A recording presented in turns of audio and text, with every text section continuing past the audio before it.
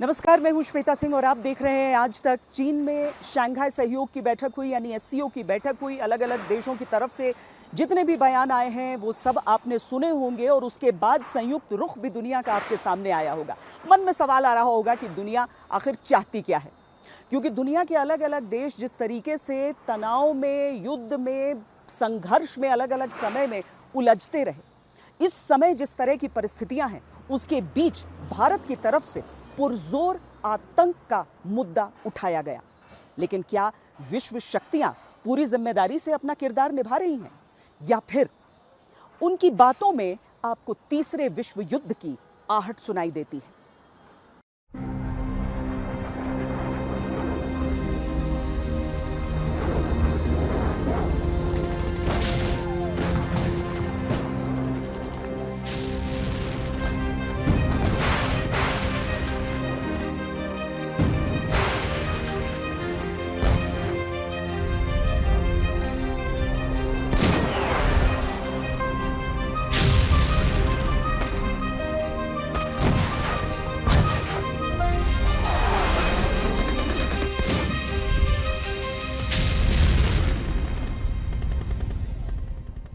वर्चस्व और विस्तार की चालबाजियों में उलझी है दुनिया।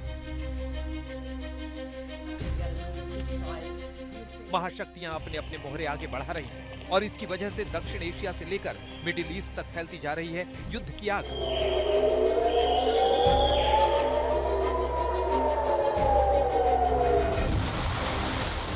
कहीं भड़कते शोले सामने से नजर आ रहे हैं,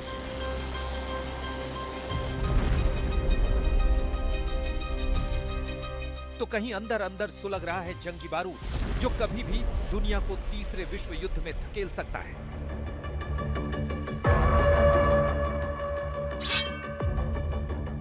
पाकिस्तान की हर आतंकी चाल के साथ खड़े चीन की चाल क्या है?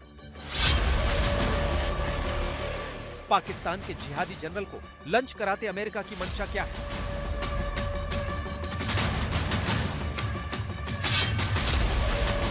आतंकवाद के मुद्दे पर भारत में आतंकवाद को नजरअंदाज करते एससीओ सदस्यों की नीयत क्या है? इजराइल ईरान की जंग पहले से भी खतरनाक मोड़ लेती जा रही है।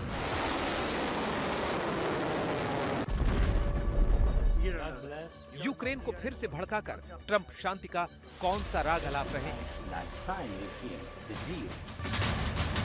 पाकिस्तान चीन की नापाक साझेदारी कौन सा षड्यंत्र रच रही है?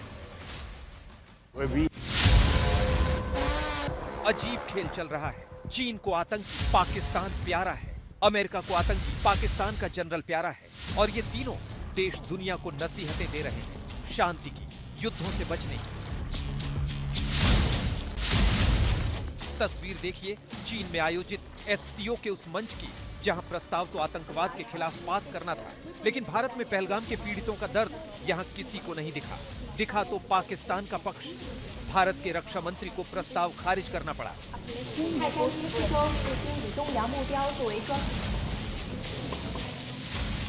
एससीओ के मेंबर्स को बलूचिस्तान में हाईजैक ट्रेन में आतंकवाद दिखा, लेकिन जिन पाकिस्तानी आतंकियों ने धर्म पूछकर पहलगाम में हत्याएं की, उसमें पाकिस्तानी आतंकवाद नजर नहीं आया।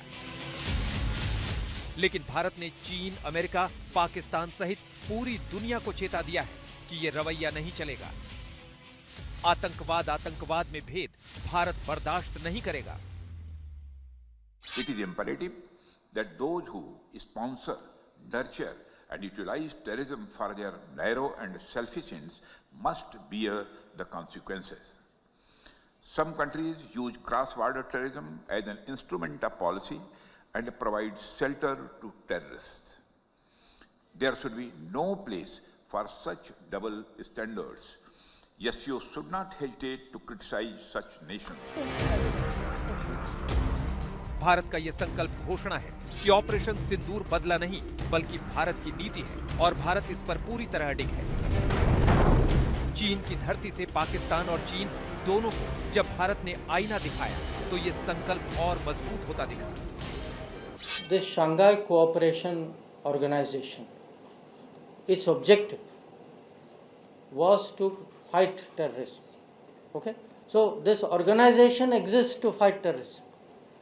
So what happened was, when Rajnath ji went for a defense ministers meeting and there was a discussion on the outcome document, one country, you can guess which one country said that no, we do not want a reference to that.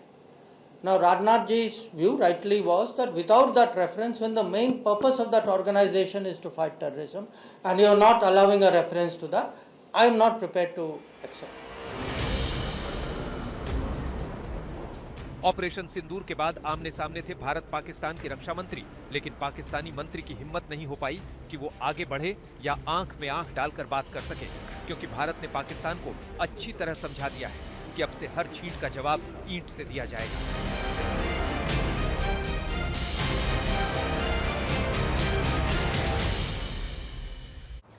Pakistan के रक्षा मंत्री की तरफ से बार बार इस बात पर जोर दिया जाता है कि चीन की तरफ से उन्हें भारत के खिलाफ मदद दी गई ऑपरेशन सिंदूर के दौरान।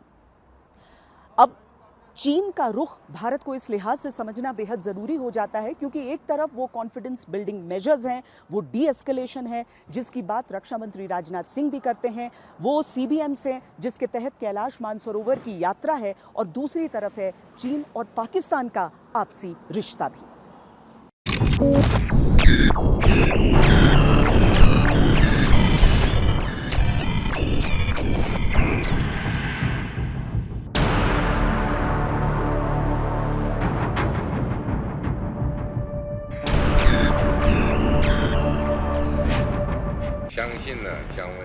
ये रिश्ता क्या कहलाता है? क्या दुनिया में युद्ध भड़काकर शांति की अपीलें करने वाले वैश्विक नेता इस रिश्ते की गंभीरता को समझ पा रहे हैं? पाकिस्तानी रक्षा मंत्री के बयान के बाद क्या बचा है यह समझने को कि पाकिस्तान की मदद कौन कर रहा है? क्यों पाकिस्तान आतंकवाद का खुला खेल खेलने की हिम्मत रखता है?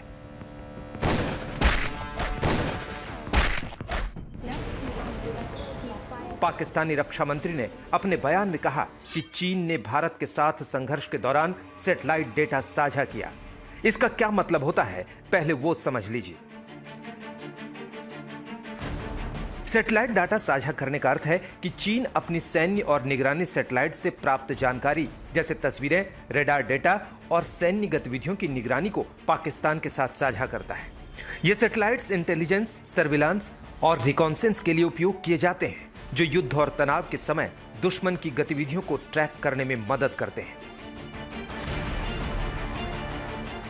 भारतीय रक्षा मंत्रालय से जुड़े एक think tank centre for joint warfare studies ने दावा किया कि चीन ने पाकिस्तान को सैटेलाइट डेटा और हवाई रक्षा सहायता प्रदान की। चीन के सैटेलाइट्स जैसे यागुआन 41 ने भारतीय सैनिकों की टुकड़ियों, हवाई रक्षा प्रणालियों और मिसाइलों की गतिविधियों को रियल टाइम में ट्रैक किया। यह जानकारी पाकिस्तान को दी गई, जिससे उसे अपनी रणनीति बनाने में मदद मिली। 22 अप्रैल 2025 को पहलगाम में हुए आतंकी हमले के बाद जब भारत ने ऑपरेशन सिंदूर शुरू किया तो चीन ने पाक को भारतीय सैन्य ठिकानों की सैटेलाइट तस्वीरें और रडार की जानकारी दी। भारत पाकिस्तान संघर्ष में चीन की भूमिका काफी विस्तृत थी, जिसका धीरे धीरे खुलासा होता गया। ये तथ्य सामने आ रहे हैं कि चीन ने पाकिस्तान को हथियार दिए, इंफॉर्मेशन वॉरफेयर में पाकिस्तान की मदद की, पाकिस्तान को भारत की खुफिया जानकारी दी। सवाल यह है कि पाकिस्तानी आतंकवाद का समर्थन करके दुनिया में कौन सी शांति स्थापित होगी? क्या यह भारत पाकिस्तान के बीच संघर्ष को और नहीं भड़काएगा? भारत के विरोध में पाकिस्तान को हर स्टेप पे उसको मदद करता आया है और करता रहेगा। वह मदद साइबर वॉरफेयर में मदद कर सकता है। वो मिलिट्री सप्लाई, आप जानते हैं कि पाकिस्तान के जितने भी मिलिट्री सप्लाईज हैं, एयरक्राफ्ट से लेके मिसाइल से लेके उनके जो न्यूक्लियर कैपेसिटी इत्यादि, सारी जगह पे चीन ने पाकिस्तान का मदद किया है। और उसका मकसद यही है कि वो भारत को हर जगह पे एक तरह से कंटेन करने की कोशिश करता है, भारत को रोकने की कोशिश करता है। और यह मान के चलें कि वह चाहे वो डिप्लोमेटिक फोरम हो या फिर जो इंफॉर्मेशन प्रोवाइड करने की बात हो या मिलिट्री कैपेसिटी हो, वहाँ पे चीन मदद करेगा। और उसका मकसद यही है कि भारत को किसी न किसी तरीके से ह्यूमिलिएट किया जाए। चीन डायरेक्टली इस युद्ध में शामिल नहीं होगा, यह मैं भी बता दूं, क्योंकि चीन नहीं चाहता है कि भारत के साथ उसका डायरेक्ट कॉन्फ्लिक्ट हो और जिसमें कि चीन फंस जाए। लेकिन इनडायरेक्टली पाकिस्तान के माध्यम से वो भारत पे दबाव बनाने की कोशिश हमेशा करता है। एससीओ समिट में जिस तरह से भारत के खिलाफ चल रहे पाकिस्तानी आतंकवाद को नजरअंदाज किया गया, उसमें चीन की भूमिका से इनकार नहीं किया जा सकता। वैसे भी कई बार चीन ने यूएन में पाकिस्तान के मोस्ट वांटेड का बचाव वीटो पावर के जरिए किया है। यह यूनाइटेड नेशन सिक्योरिटी काउंसिल की बात हो या दूसरे फोरम से, ब्रिक्स इत्यादि फोरम में भी वह हमेशा पाकिस्तान के जो आतंकवादी संगठन है उसको बचाने की कोशिश करता है। और ये पुरानी पॉलिसी है, भारत इस पे काफ़ी दबाव बनाया है। ब्रिक्स के समिट में एक बार वो मान भी गया था, लेकिन इसके बावजूद यूनाइटेड नेशन, ब्रिक्स फोरम या जो FATF इत्यादि होता है, हर एक जगहों पर पाकिस्तान को चीन बचाने की कोशिश करता है। और उसका मकसद यह है कि पाकिस्तान को भारत के साथ वह एक तरह से वो खड़ा करना चाहता है और भारत को ह्यूमिलिएट करने की कोशिश करता है। तो यह उसकी पुरानी पॉलिसी है और भारत इससे अवगत है, भारत इससे तैयार भी है। एससीओ में 10 सदस्य हैं। सवाल शेष 10 देशों पर भी है, क्योंकि वो आतंकवाद पर दोहरे मापदंड का हिस्सा बने। कब तक आतंकवाद को गुड और बैड के नजरिए से देखा जाता रहेगा?